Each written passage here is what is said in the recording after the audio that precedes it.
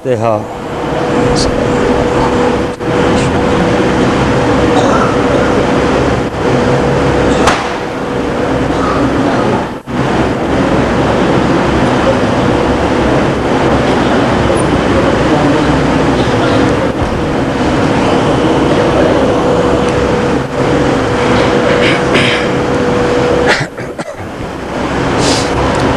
औज़ु बिल्लाहिस समील अलीम मिनश शैतानिर रजीम।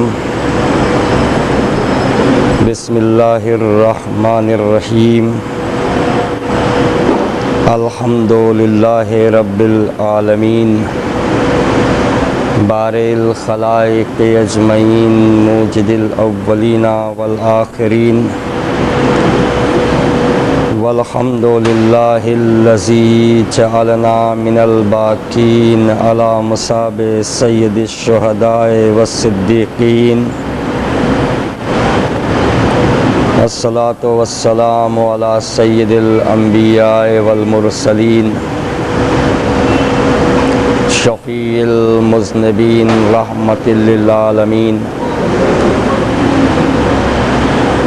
महबूब रब्बिल मशरिक़ैन व रब्बिल मग़रिबैन जद्दिल हसन वल हुसैन मौलाना व मौला सकलैन अबिल क़ासिम मुहम्मद व अहले बैतिहि तय्यबीन अत्ताहिरीन अल मासूमीन वलानतुल्लाहि अला आदाइहिम मजमईन मिनल आन इला क़ियाम यौमिद्दीन। आमीन या रब्बल आलमीन। अम्मा बाद फ़क़द क़ालल्लाहुल हकीम फ़ी किताबिहिल मुबीन। बिस्मिल्लाहिर रहमानिर रहीम। अल्हम्दुलिल्लाहि रब्बिल आलमीन। सलवात भेजे मोहम्मद आले मोहम्मद।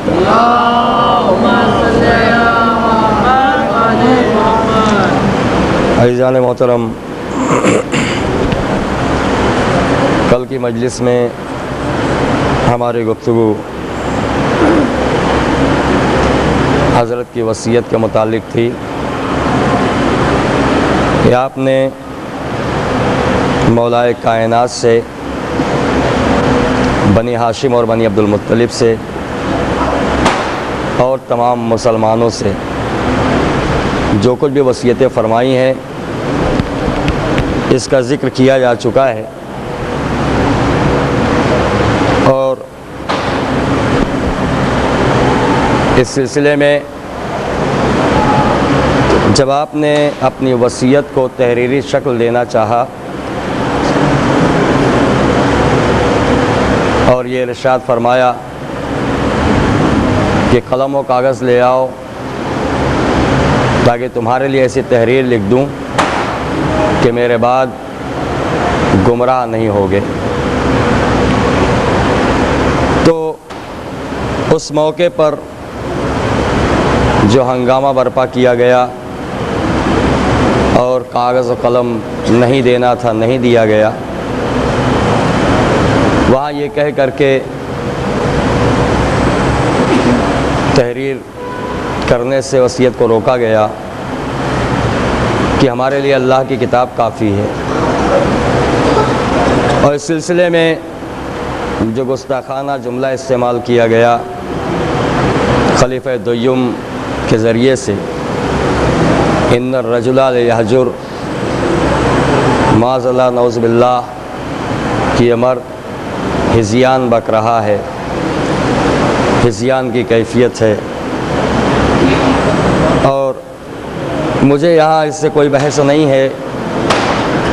तारीख़ ये बताती है कि जब इन्होंने ये कहा कि इन्नर रजुला यहजुर हस्बुना किताब अल्लाह, ये मर्द हिज़ियान बक रहा है, हमारे लिए अल्लाह की किताब काफ़ी है, तो वहाँ आपस में इख्तिलाफ़ हो गया।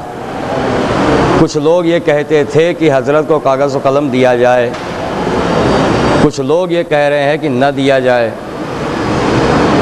तो जाहिर है कि दो गिरोह तो हो गए यहाँ पर। एक वो कि जो कागज़ कलम देने पे बज़िद है, और दूसरा वो जो इनकार कर रहा है, और खुली हुई बात है कि जो इनकार कर रहा है वो खलीफा दुय्युम के हामी व मददगार का गिरोह करार पा रहा है कि तहरीर न की जा सके, ये वसीयत लिखी न जा सके। लिहाजा यहाँ से एक बात सतही तौर पे समझते हुए चलिए कि जब ये दो गिरोह वजूद में आए रसूलुल्लाह के सामने, एक गिरोह वो जो कह रहा है कि कागज़ व कलम दी जाए, उसे रसूल के दिमाग पर कोई शक व शुबहा नहीं है, और जो खलीफा दुय्युम की तायीद कर रहा है गिरोह, माज़अल्लाह उसे रसूलुल्लाह के दिमाग पर शक है कि जो उन्होंने कहा उसकी तायीद ये गिरोह कर रहा है।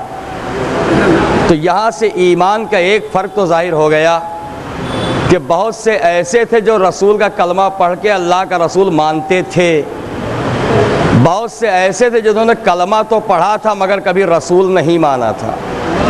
अगर रसूल माना होता तो खलीफा दुय्युम के इस जुमले पे फ़ौरन इख्तिलाफ़ करते और कहते कि मियाँ क्या बात कर रहे हो, ये अल्लाह का रसूल है, इसके जहन की ज़मानत अल्लाह ले चुका है, तो हिज़यान कहाँ से पैदा हो सकता है। सलवात पढ़े मोहम्मद वाले मोहम्मद पर। ये बात मैंने इसलिए अर्ज़ की है कि लोग सुन लें, समझ लें कि असहाब के सिलसिले में बग़ैर तहकीक किए हुए हर एक की इक्तिदा कर लेना नजात नहीं मिल सकती। इसलिए कि दो गिरोह है यहीं पे, एक वो कि जो रसूल की रिसालत का सही माना में इकरार कर रहा है, दूसरा वो है जो कलमा तो पढ़ रहा है मगर रसूल की रिसालत का इकरार नहीं है। अगर इकरार होता तो कभी इस बात की तायीद न की जाती कि हिज़यान की बात ही ना आती। और अजीब व गरीब बात यह है कि ज़रा सा आगे बढ़ कर के देखें तो एक अजीब मंज़र सामने आता है। जब हज़रत की वफ़ात हुई और वफ़ात की ख़बर बाहर आई जहाँ लोग जमा हैं, तो यही हज़रत तलवार निकाल के खड़े हो गए। अगर किसी ने कहा कि रसूलुल्लाह की वफ़ात हो गई तो मैं उसका सर तन से जुदा कर दूँगा, मैं उसे कत्ल कर दूँगा।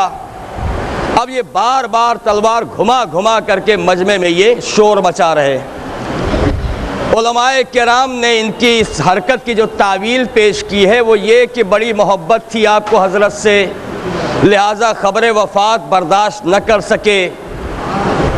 इश्क इतना था, इस इश्क में डूबे हुए थे, लिहाजा सदमा ऐसा पहुँचा कि अपने आप को रोक न सके, तलवार निकाल करके खड़े हो गए कि अगर कोई ये कहेगा कि वफ़ात हो गई तो मैं उसका सर तन से जुदा कर दूँगा। जैसे जनाब मूसा अपनी कौम से गैबत में गए थे 40 दिनों के लिए, वैसे हज़रत भी गए, वापस आ जाएंगे। दूसरी रवायत कहती है कि अपने परवरदिगार के पास गए हैं, वापस आ जाएंगे। इस तरह की बात की जा रही है।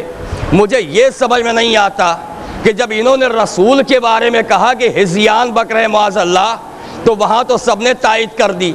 अब इनकी इस हरकत को क्या कहा जाए, ये होश का अमल है कि हिज़यान का अमल है। सलवात पढ़े मोहम्मद वाले मोहम्मद पर।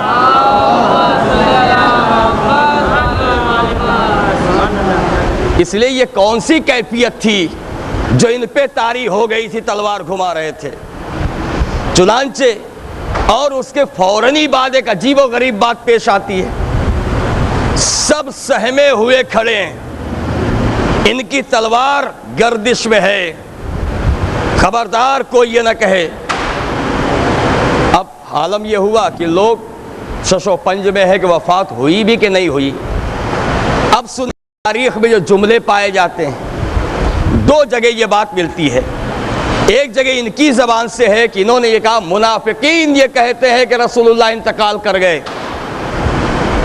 खुदा की कसम अगर कोई ये कहेगा तो मैं उसका सर तन से जुदा कर दूंगा। सवाल ये पैदा होता है, इन्होंने मुनाफिकीन कहा किसको? इसलिए कि आपकी वफ़ात की खबर घर से ही आई होगी, हुजरे से ही आई होगी जहां आप हैं। तो हुजरे में है कौन? अली हैं, अब्बास हैं, फजल इब्ने अब्बास हैं, अब्दुल्ला इब्ने अब्बास हैं, मासूम आलम हैं, अज़वाजे रसूल हैं। अब ज़रा गौर कीजिए इनके जुमले पे क्या कहते हैं, मुनाफिकीन ये कह रहे हैं। तो क्या ये मुनाफिकीन थे जिनके बारे में ये कह रहे हैं? ज़रा सा आगे बढ़िए और देखिए, यही हिज़यान एक और साहब को हो गया जो इन्हें हुआ था, कि जिसके तहत ये मुनाफिकीन कह रहे हैं। आगे चल के यही हिज़यान अब अल्लामा शिबली नोमानी को हुआ कि इन्होंने अल फारूक में लिखा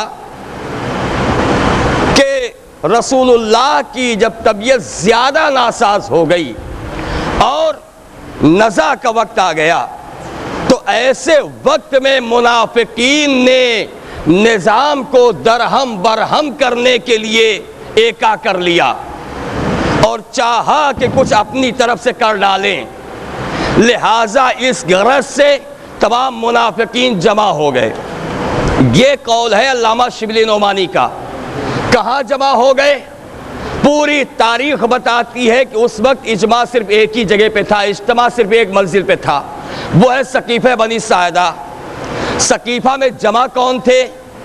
तमाम अंसार मदीना के सकीफ़ा में जमा थे, जिनके रासो रईस साद बिन इबादा थे। अब एक तरफ उन्होंने मुनाफिकीन कुछ लोगों को कहा, और वही हिज़यान जब अल्लामा को हुआ तो अल्लामा ने मदीने के तमाम अंसार को मुनाफिक कह दिया कि मुनाफिकीन चाहते थे निज़ाम मदीना दरहम बरहम हो जाए। तो खिलाफत के सिलसिले में जो इज्तिमा सकीफ़ा में हुआ था इब्तिदा में, ये सब के सब अंसार जमा हुए थे, उसमें कोई और नहीं था। गोया अल्लामा की निगाह में तमाम अंसार तो मुनाफिक करार पा गए। लिहाजा बुखारी और मुस्लिम से वो सारी हदीसें निकाल दो जो अंसार की फजीलत बयान करती हैं, इसलिए कि अल्लामा के कौल के मुताबिक ये मुनाफिक हो गए। नतीजा ये बरामद हुआ ज़ाने मोहतरम कि जब मुनाफिक के चेहरे पे नकाब डालनी होती है तो मोमिन को मुनाफिक कहा जाता है।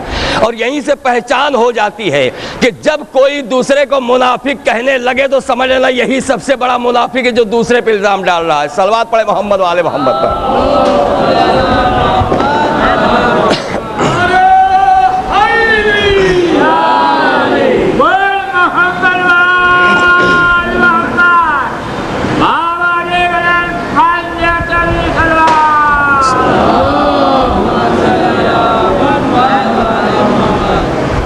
अब ज़रा सा सरकार की वफ़ात की थोड़ी सी कैफियत बयान कर दूं। एक वसीयत सरकार की और है, वसीयत नहीं बल्कि इस्तिफ़सार पर एक जवाब है पैगम्बर इस्लाम का। अब्दुल्ला इब्न मसूद ने हज़रत की खिदमत में हाजिर हो करके ये दरियाफ़्त किया कि या रसूलुल्लाह, आपकी वफ़ात हो जाएगी तो आपको गुस्ल कौन देगा?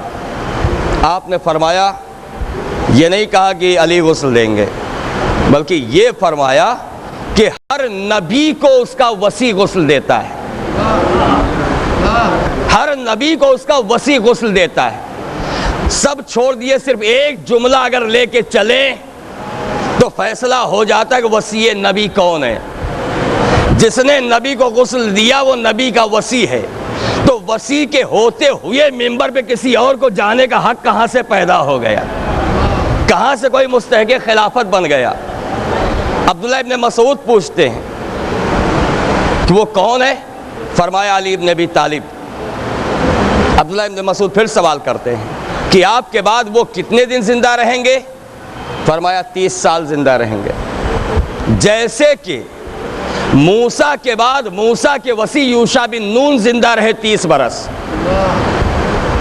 और फिर हज़रत इरशाद फरमाते हैं, जिस तरीके से यूशा बिन नून के मुकाबले पर सफूरा बिनते शुएब आई, शुएब पैगंबर की बेटी सफूरा खिलाफत में हक मांगने आई और इसी सिलसिले में जंग हुई, वहाँ भी वो नबी की बेटी और नबी की बीवी ऊंट पर बैठ के आई थी।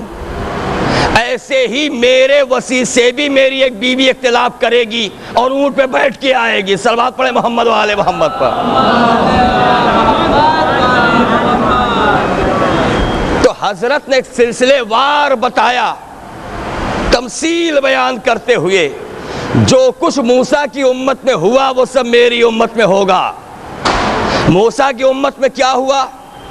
दरियाए नील पार करके जब आए सहरा में तो ये हुक्म आया कि हुत्ता कहते हुए गुजरते चले जाओ, हुत्ता कहते हुए बाप से गुजरते चले जाओ। कुछ लोगों को इस पे कराहत ये ना कहेंगे, और जिस बाप से गुजरना था सर झुका के, वहाँ अहले बैत के नाम लिखे हुए थे, लिहाजा तासीमन सर झुका के जाना था।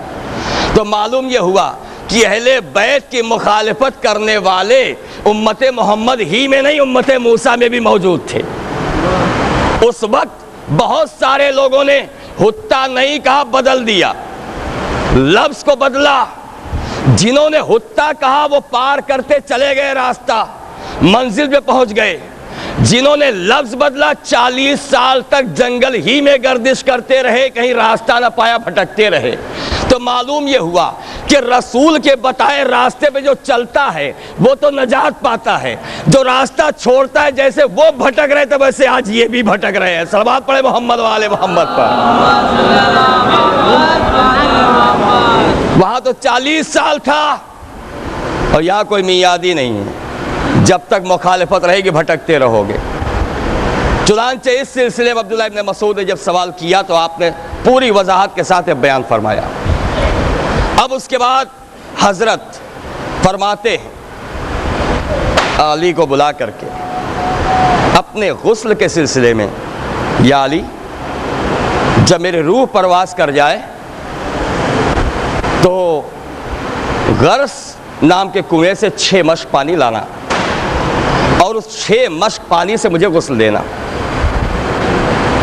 गुस्ल देने में एक बात का ख्याल रखना कि तुम्हारे अलावा जो भी गुस्ल में शरीक हो उससे कह देना वो अपनी आंखों पे पट्टी बांध ले, इसलिए कि मेरे बरहना जिस्म को तुम्हारे अलावा जो भी देखेगा अंधा हो जाएगा।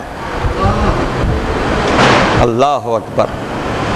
अज़ीज़ान मोहतरम, आप गौर फरमाएं, इस नूरानी हस्ती का मामला क्या है।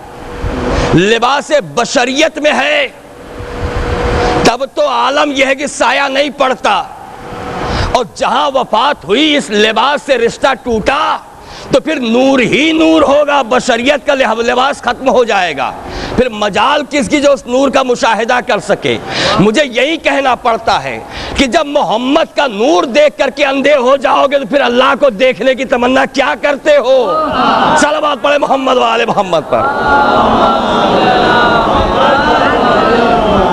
कहते ना हम अल्लाह को देखेंगे, मोहम्मद को देख नहीं सकते, अल्लाह को देखेंगे।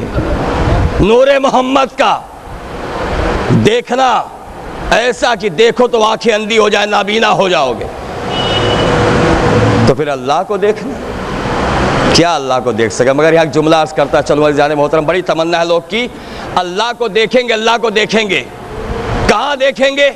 जन्नत में देखेंगे, और कहाँ देखेंगे न जाने कहाँ कहाँ देखेंगे। बहरहाल, लेकिन एक चीज़ हदीस रसूल बताती है कि महशर के जिस मकाम पर भी देखा जाए एक ही नजर आएगा, कोई और नहीं। हौज़े कौसर पे जाओगे अली नजर आएंगे, पुले सिरात पे जाओगे अली नजर आएंगे, दरवाजे जन्नत पे जाओगे अली नजर आएंगे, जन्नत में जाओगे अली नजर आएंगे, मिंबर पे जाओगे देखोगे अली नजर आएंगे, लवाए हमद अली के हाथ में नजर आएगा, हर मंजिल पे अली नजर आएंगे। तो मैं कहूँगा बेशक बात तो तुम्हारी सच है, मगर फर्क इतना है कि तुम लोगों के अल्लाह को नहीं बल्कि नुसैरियों के खुदा को देखोगे।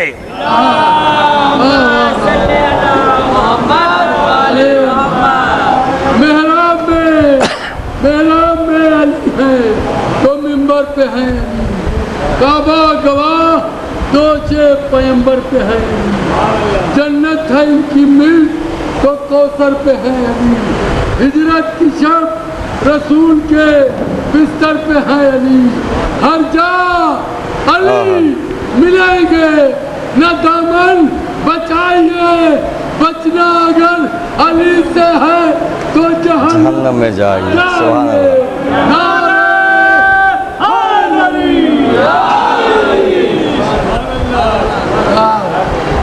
फरमाया जो भी शरीक हो गुस्ल में आँख पे पट्टी बांध ले वरना नाबीना हो जाएगा।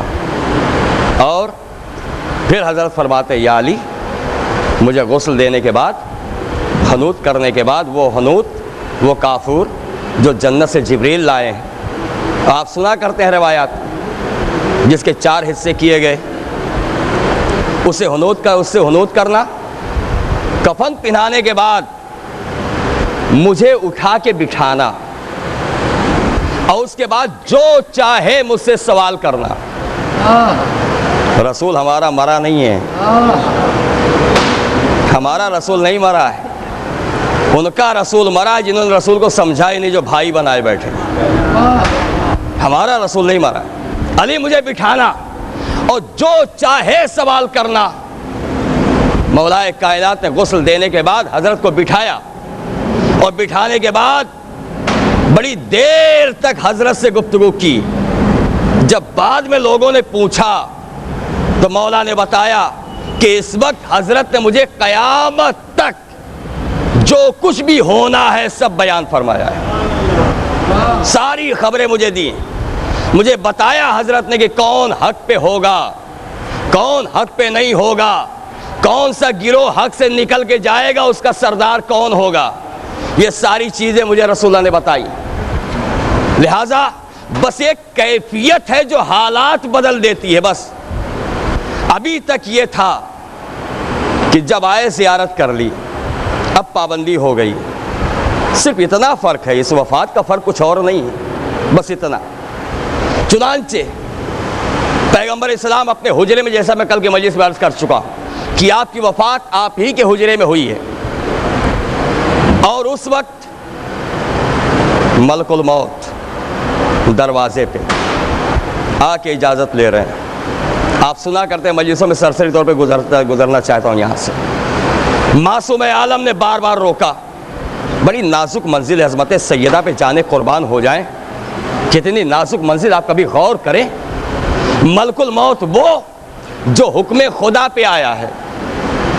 हुक्म खुदा है कि जाके रूह मोहम्मद को कब्ज़ करो।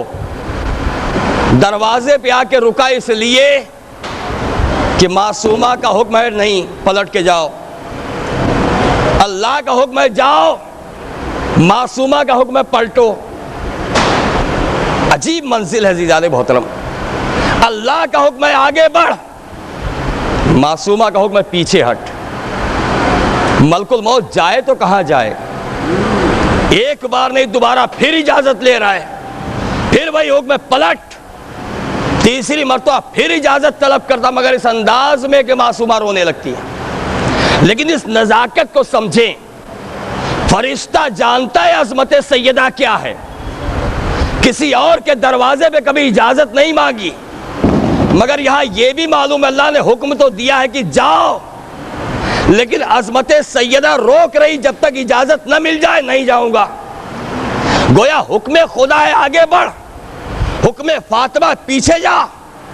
अब दोनों हुक्म के दरमियान मलकुल मौत ऐसे खड़ा है कि जरा सा आगे बढ़ जाए तो हुक्म सैयदा की नाफरमानी, जरा सा पीछे हट जाए तो हुक्म खुदा की नाफरमानी।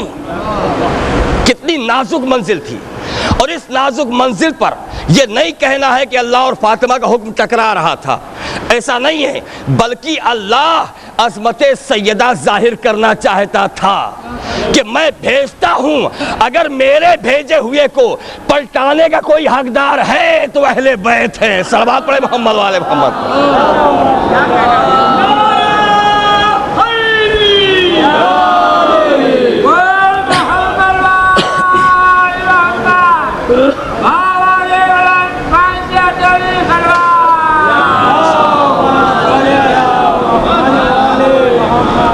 अब अगर ये ठोकर लगा के मुर्दों को जिंदा करे तो हैरत न कीजिएगा, इसलिए कि अल्लाह ने बताया अज़मत अहले बैत क्या है। मासूमा की आंखों में आंसू आए, रुखसारे रसूल पे जो आंसू गिरे, रसूल ने आंखें खोली, बेटी क्या बात है। मासूमा ने कैफियत बयान की, कहा फातिमा ये तेरी अज़मत है बेटी कि तुझसे इजाज़त लिए बगैर मलक आ नहीं सकता, वरना ये वो है जिसने कहीं इजाज़त नहीं ली। कि तेरा शरफ है कि बगैर इजाज़त नहीं दाखिल हो सकता, इसे इजाज़त दो। मासूमा ने इजाज़त दी, मलकुल मौत अंदर आए, हज़रत की खिदमत में आके सलाम अर्ज़ किया। पूछा मलकुल मौत क्या बात है।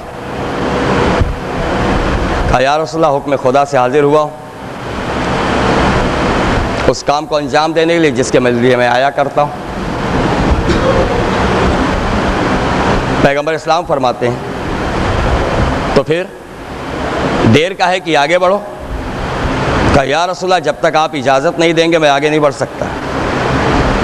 कहा अगर मैं इजाज़त न दूं मलकुल मौत कहता मैं पलट के चला जाऊंगा।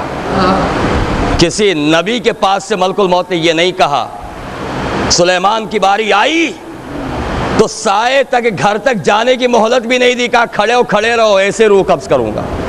लेकिन यहां या रसूल अगर आप पलटने के लिए कह दे तो मुझे पलटना है। पैगंबर इस्लाम ने फरमाया जरा देर तवक्कुफ करो, ठहरो, जिब्रील को आ जाने दो।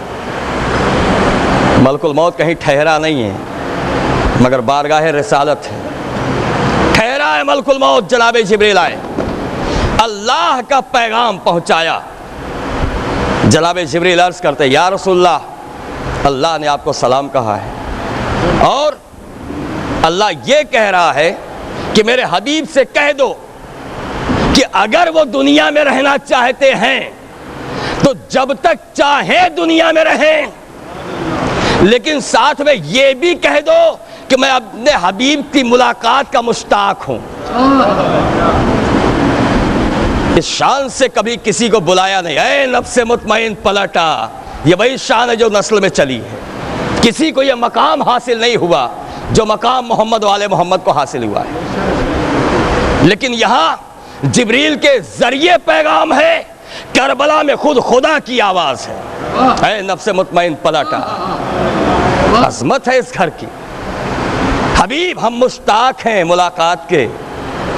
बस जब ये सुना कहा मैं राजी हूं अपने परवरदिगार की बारगाह में जाने के लिए। है मलकुल मौत आगे बढ़ो। मलकुल मौत आगे बढ़े इस आलम में कि तमाम मलाइका रसूल के गिर जमा है, मौलाए कायनात है। मगर यहाँ पे चंद कैफियत उसे बयान कर देना चाहते। देखिए मलकुल मौत कितनी देर ठहरे। हर जगह रूह कब्ज करके चले जाते हैं मगर यहाँ हजरत की बारगाह में कितनी देर ठहर रहे हैं आप अंदाजा कीजिए। फातिमा को बुलाया, फातिमा करीब आई, सीने से लगा के प्यार किया और आहिस्ता से कुछ कहा, मासूमा रोने लगी। दूसरी बार तो अब फिर कुछ कहा, मासूमा मुस्कुराने लगी। जब बाद में किसी ने सवाल किया तो मासूमा ने फरमाया पहले बाबा ने अपने वफात की खबर दी, बेटी अब मैं जा रहा हूँ, तो मैं रोने लगी। दोबारा बाबा ने कहा बेटी सबसे पहले तुम मुझसे मिलोगी, तो मैं खुश हो गई। दूसरी चीज़ हसनैन को बुलाया, अपने सीने पे लेटा के प्यार किया। नवासे रो रहे हैं, नाना रो रहा है, दोनों को विदा किया और उसके बाद अली को अपने लिहाफ में लिया और लिहाफ में लेने के बाद आपने फरमाया या अली जब मेरी रूह परवास कर जाए तो मेरे चेहरे पे अपने हाथ को फिरा के अपने चेहरे पे मल लेना, सारे उलूम तुम्हारे मिल जाएंगे।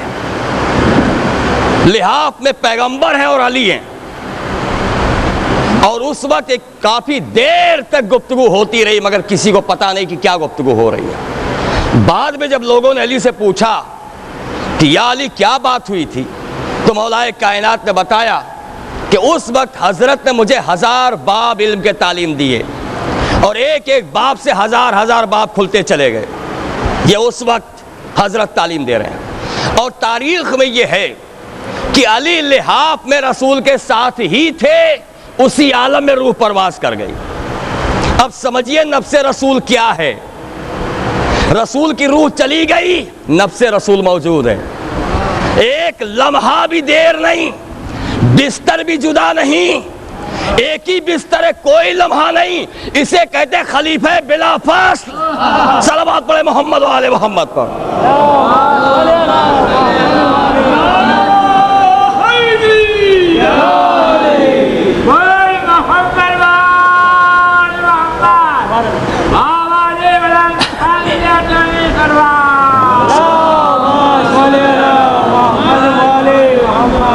यह है खलीफा बिलाफस। रसूल जाए तो रसूल का जानशीन वहीं मौजूद हो। और फिर जानशीन का मतलब क्या है?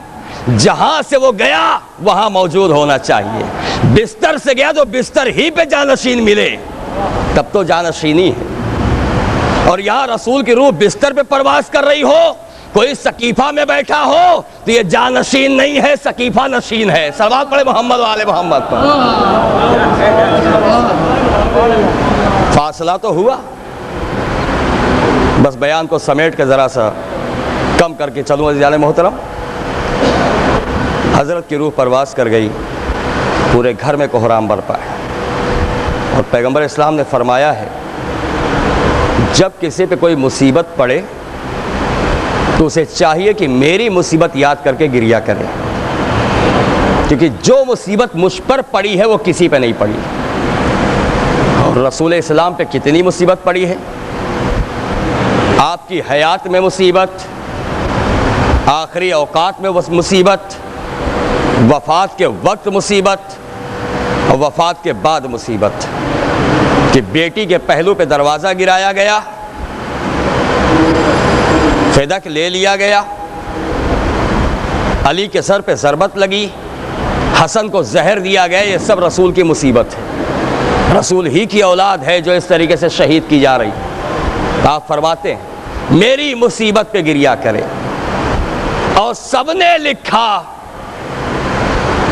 वो लोग कि जो हजरत को मानते कि हजरत जिंदा जावेद हैं, मौजूद हैं, हर एक ने लिखा कि हजरत की जब वफात हो गई तो पूरा मदीने में कोहराम बरपा था, सब रो रहे थे। मैं एक सवाल करूं, हदीसें तो बहुत जमा की आपने कि रोना हराम, रोना बिदअत है। हजरत की वफात पे ये जो गिरिया हो रहा था ये क्या था? और जब हजरत की वफात पे गिरिया हुआ बिदअत नहीं है तो हुसैन की शहादत पे गिरिया बिदअत कैसे हो गया? बार बार रोए, अपने रिश्तेदार के लिए भी रोए, दूसरों के लिए भी रोए, न रोए तो सिर्फ हुसैन के लिए नहीं रोए। मगर यहां मैं कहना चाहता हूं कि हुसैन के लिए रोते भी वो हैं जिन्हें अल्लाह मुंतखब करे, इसलिए कि ये आंसू रुमाले ज़हरा में जाते हैं तो तहारत भी शर्त है। अगर नस्ली तहारत न हुई, नजासत हुई तो रुमाले ज़हरा में न जाएंगे। लिहाजा रोना उसे नसीब होता है जहां तहारत ही तहारत हो, सबको नहीं मिलता, बहाने कुछ भी बन जाएं। वफात हुई हजरत की, और वफात के बाद जब मस्जिद में खबर पहुंची तो हजरत उमर ने तलवार निकाली और अपना जो कुछ किया करना था किया। बड़ी देर तक लोगों को रोके रखा, उस वक्त तक कि जब तक हजरत अबू बकर ना आ गए। ना आ गए क्या मतलब? सारी तारीख ने यही लिखा है कि ना आ गए, कहीं थे यानी वहां नहीं थे। अब मुझे एक जुमला यहां कहना पड़ता है, सारी तारीख आपके सामने है, सारे उलमा ने लिखा है कि जब वफात रसूल हुई उस वक्त ये मौजूद नहीं थे। कहां मौजूद थे ये भी सबने लिखा है। नई नई शादी की थी, मदीना से 2 मील की दूरी पर मोहल्ले सुना था, उस मोहल्ले सुना में अपनी बीवी के घर पे थे। जब खबर मिली तो वहां से आए। अब मैं एक बात कहना चाहता हूं, कहीं साथ नहीं छोड़ा, ये सब लिखते हैं, हर जगह रहे, कहीं साथ नहीं छोड़ा। और खास तौर से गार की बात ज्यादा की जाती, गार में भी साथ नहीं छोड़ा, यानी इतना खतरा था वहां भी साथ नहीं छोड़ा। मगर अब मुझे सवाल करना पड़ता है कि यह कैसा इश्क था कि जब रसूल की वफात का मौका आया तो साथ छोड़ के चले गए। ये कैसी दोस्ती और कैसी मोहब्बत थी। यहां रसूल की नज़ा का आलम, वहां हजरत गायब है। उस वक्त तक इनकी तलवार गर्दिश करती रही फजा में जब तक कि ना आ गए। जब आए मामला क्या है? अब यहां से बुखारी की हदीस सुनिए, किताबुल मगाजी 18वां पारा। बुखारी लिखते हैं जब हजरत अबू बकर आए, इस वक्त तक लोग शशोपंज में पड़े हुए थे कि वफात हुई कि नहीं हुई, हुई कि नहीं हुई, हुई कि नहीं हुई। और हजरत उमर इस बात पे बज़िद थे कि वफात नहीं हुई। हजरत अबू बकर अंदर गए, जाके देखा चादर डाली हुई थी, आपने चादर हटाया और रसूल की पेशानी पे बोसा दिया। उसके बाद बाहर आए। बाहर आने के बाद कहते इनसे पहले डांट के चुप बैठो, ये जो चिल्ला रहे थे इनसे कहा चुप बैठो, ये बुखारी के अल्फाज हैं। उसके बाद कहते हैं सुन लो जो मोहम्मद की परस्तिश करता था वो सुन ले कि मोहम्मद मर चुके, ये जुमला है। और जो अल्लाह की परस्तिश करता है तो अल्लाह कभी मरने वाला नहीं। यानी हजरत की वफात का ऐलान किया इन्होंने, और उसके बाद फौरन ही कुरान मजीद के सूरह आल इमरान की आयत पढ़ी, वमा मोहम्मदुन इल्ला रसूल कद खलत मिन क़ब्लिहि रसूल अफ़ई माता व क़ुतिला, पूरी आयत पढ़ी इन्होंने शाकिरीन तक। अब इसके बाद बुखारी के कलमात आपके सामने पेश कर रहा हूँ, ज़रा तवज्जो कीजिएगा बुखारी क्या लिखते हैं। इब्ने अब्बास के हवाले से बुखारी यहाँ पे मंजर कशी कर रहे हैं कि जब हजरत अबू बकर ने ये आयत पढ़ी तो लोगों को लगा कि ये आयत भी है, यानी किसी के जहन में था ही नहीं कि आयत भी नाजिल हुई है।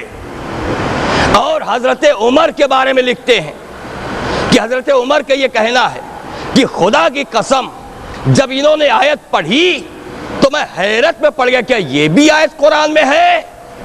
अब मैं कहूं कि हिज़यान की तोहमत लगाते हुए तो कहा था हस्बुना किताब अल्लाह, अल्लाह की किताब काफ़ी है। जिसे कुरान की आयतों का पता ही नहीं वो कहे अल्लाह की किताब काफ़ी है, इससे बढ़ के हिज़यान क्या होगा। सलवात पढ़े मोहम्मद वाले मोहम्मद पर।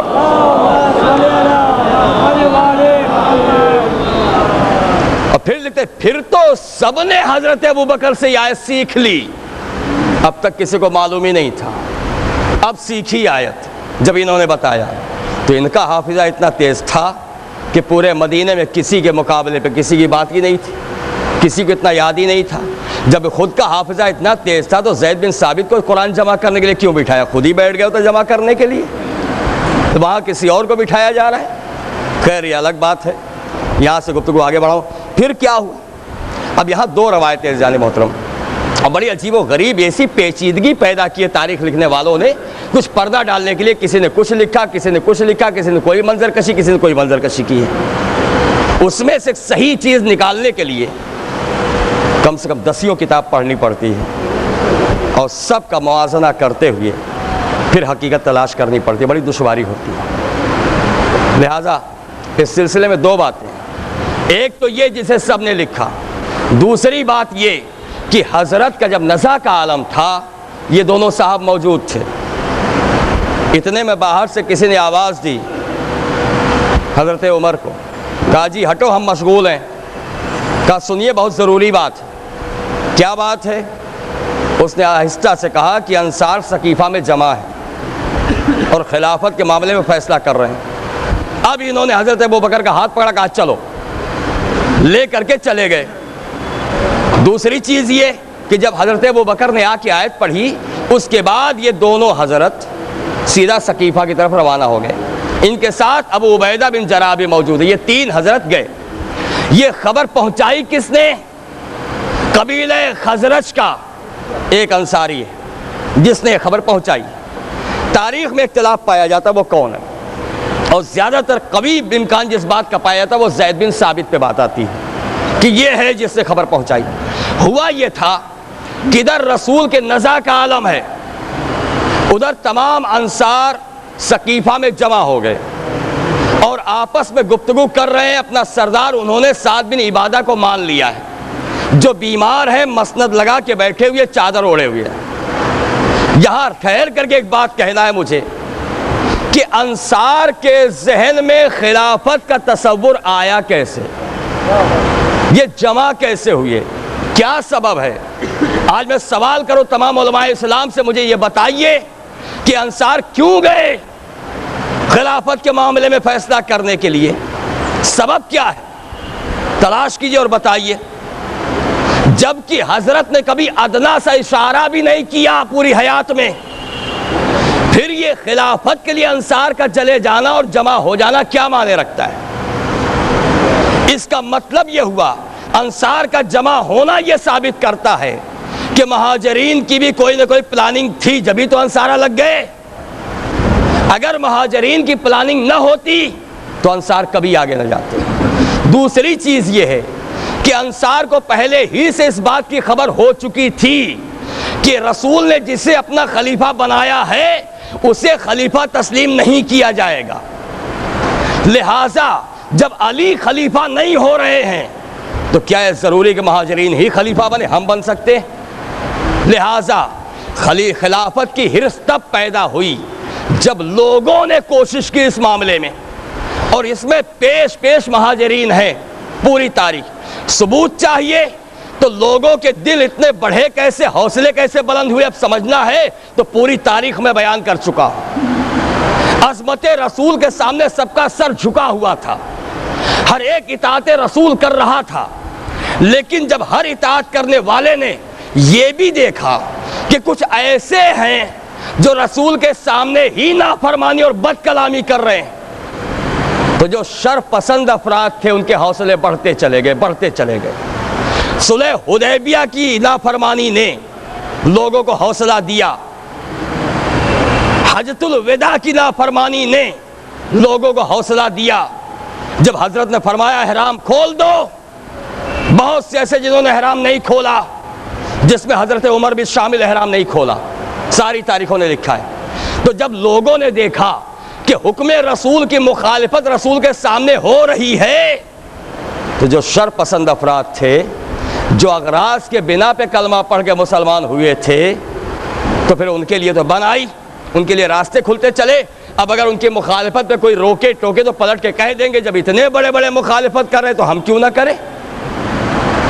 लिहाजा हौसला बढ़ता चला और फिर अंसार को यह भी पता चल गया कि मक्का पहुंच के लोगों ने क्या प्लानिंग की थी कि अली की खिलाफत किसी भी तरीके से तस्लीम न की जाएगी। मैं अहदनामा बयान कर चुका हूं मजलिस में कि अहदनामा क्या लिखा गया और मक्का में ले आके रखा गया काबे में। इस सिलसिले में चुनांचे सभी जानते थे, जब खिलाफत अली से हटाने की बात आई तो बहुत सारे दावेदार पैदा हो गए। और अब अल्लामा शिबली नोमानी लिखते कि खिलाफत के मामले में 3 गिरोह था। एक बनी हाशिम जो अपना रासो रईस अली को समझते थे, दूसरे महाजरीन जो अपना रासो रईस अबू बकर को समझते थे, तीसरे अंसार जो अपना रासो रईस साद बिन इबादा को समझते थे। इन्होंने कैसे ये तलाश करके लिखा ये जाने, बड़े मुतासिब शख्स हैं, इनका तासुब बहुत फैला हुआ है, बहुत बड़ा हुआ तासुब। इनकी किताब पढ़ करके लगता है अल्लामा का लगब कहाँ से मिल गया मुझे नहीं मालूम है, अजीब हैरत है। एक सफ़ा पे कुछ लिखते, दूसरे सफ़ा पे कुछ लिखते हैं। मैं अर्ज़ कर चुका सीरतुन नबी के सिलसिले में क्या लिखा है, इन्होंने किताब पढ़िए तो मज़ा आएगा आपको। एक सलवात पढ़े मोहम्मद वाले मोहम्मद पर। ये कहते 3 गिरोह। अब ये देखिए उसके बाद कितना साफ पर्दा डाला जा रहा है, खुला हुआ झूठ, सारी तारीखों की मुखालिफत करते हुए। क्या लिखते, ये सही है अंसार सकीफा में हैं, ये भी सही है कि हजरत अबू बकर और उमर वफात रसूल के वक्त सकीफा चले गए, छोड़ दिया रसूल का जनाजा। फिर उसके बाद क्या लिखते हैं, ये भी सही है कि अली ने भी जनाजा छोड़ दिया माज़अल्लाह। अब तासुब का अंदाजा आप कीजिए कि शिबली नोमानी कितने बड़े मुतासिब हैं। सारी तारीखों से आंखें बंद करके अपना कलम उठा के लिख दिया। क्या किया, अली ने भी माज़अल्लाह जनाजे रसूल छोड़ा और अपने घर में जाके बैठ गए। बस यही लिख देना इनके झूठ को फाश करता चला गया। अगर अली अपने घर में बैठे तो क्यों बैठे, साबित करते हैं ये कि खिलाफत के सबब बैठे। तो खिलाफत का मसला सकीफा में तय हो रहा था, अली को घर में बैठने की जरूरत क्या थी। अगर खिलाफत के लिए जनाजा छोड़ा तो सकीफा में जाना चाहिए था। मियाँ ये घर में क्यों बिठाया, घर में इसलिए बिठाया, चाहते ये थे कि जो इन पे दाग लग गया जनाजे रसूल छोड़ने का, उसमें अली को भी शरीक कर लिया जाए। जैसे सबके बाप काफिर, तो अली के बाप को भी काफिर इसलिए कहा गया कि बराबरी हो जाए। सलवात पढ़े मोहम्मद वाले मोहम्मद पर।